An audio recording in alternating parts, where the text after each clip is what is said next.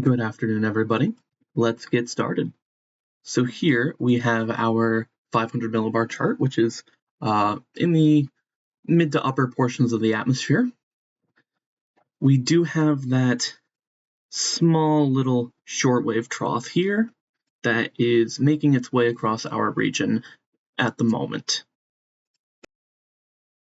As we move forward in time, we do see another little shortwave trough feature right in here along this axis from Canada down to along the Minnesota-Wisconsin border and then down to Iowa even. And as that moves towards our region, it kind of maybe gets a little muted and maybe is more noticeable in areas further to our north. And that occurs tonight and into Wednesday morning. And through much of tomorrow, we are actually in a pretty zonal or straight pattern.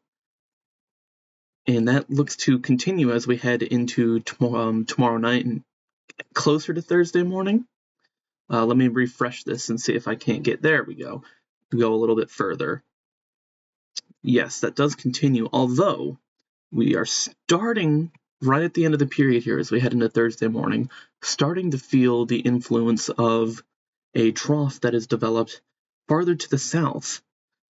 The kind of low that this is centered on is probably close to the borders of Oklahoma, Colorado, New Mexico here.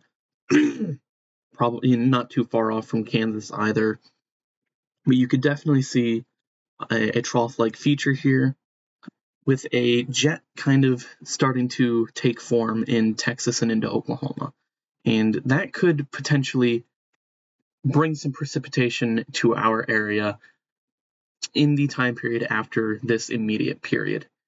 It also, I believe, is actually setting the stage for some severe weather much further to our south, including, the threat for severe thunderstorms. I don't think we'll have to worry about that here, but it is just something to keep in mind. This is the area highlighted by the Storm Prediction Center for that severe weather. Again, definitely not looking like an issue for our area. Of course, you can never say never, but this time it looks like it's going to be a lot further to our south. I'm just bringing it up because it is associated with the trough-like feature we are seeing here, and this trough-like feature will bring some precipitation to our area, just likely not severe thunderstorms. Going a little bit further down in the atmosphere, closer to the surface, but not quite there, we have our 850 millibar chart. We have the current trough moving through and out of the area with the low pressure centered pretty much right over top of us at the 850 millibar level. And of course, as we head through the day today and into the evening, that system will move out of the area. And by tomorrow morning around 7 a.m., actually probably a few more hours past that, probably closer to the noon time frame, which would be about here, yes. We again, even lower down, we are in a pretty zonal straight pattern. As we head into tomorrow afternoon and into the evening, we do start to see that little low pressure with that second big system starting to develop here. And again, we are starting to feel a little bit of that influence as we head into Thursday morning. This is a bit more clear now, and you can definitely see a low starting to develop right around the Kansas, Oklahoma, Colorado border. Now going all the way to the surface, again, you see a low pressure system. Not a super obvious one, but a low pressure system nonetheless, pretty much, again, centered right on top of us. And that is going to be moving out of the area through today and into tonight. There is some colder air that looks like it tries to make its way towards our area, but Lake Michigan doing us a solid, keeping that colder air at bay. And then it looks like we actually have a surge of warm air tomorrow afternoon. And then as we head into the evening, of course, it cools down a bit. sun setting and all. And we are actually kind of under, there is a high pressure system to our southeast, which is probably why we have that warmer air coming up. And then as we head into Thursday morning, again, you can see that low pressure system developing right around the point where the Oklahoma, Kansas, and Colorado borders meet. And this will likely be bringing up some warmer air as well, as it tracks more than likely initially east and then a little more to the northeast. We will just have to see. But I do imagine that this will bring some warmer temperatures up to our area. Speaking of temperatures, it's time to zoom in and take a look at our highs and lows. So for today, it looks like our high temperature may be realized in a couple of hours. We are in the low to mid 30s, and you can see some of the mid to upper 30s are starting to nose their way pretty close to our area as that low pressure system passes. And that is going to continue on, and the temperature is going to be pretty stable as we head into pretty stable overnight, and into tomorrow morning. As we head into tomorrow afternoon, late morning into the afternoon, some of those mid to upper 30s do reach into our area, or at least very close to our area. The 40s are still down in, Illinois, Indiana, and Ohio, but it will get a little bit warmer. And then again, as we head into the evening and through the night, tomorrow night, the temperature will remain pretty stable in the low to mid 30s. And then, of course, again, as we head into Thursday, I imagine that low pressure system that is developing will probably bring some warmer temperatures up into our area, at least for a brief period. Now, of course, going back to now, with the warm air getting closer to our area in association with that low pressure system that's moving over at the moment, that means we do kind of have a warm frontal feature that is pretty much right around to where we are. And that is mainly the culprit, in addition to the small trough that is moving over aloft.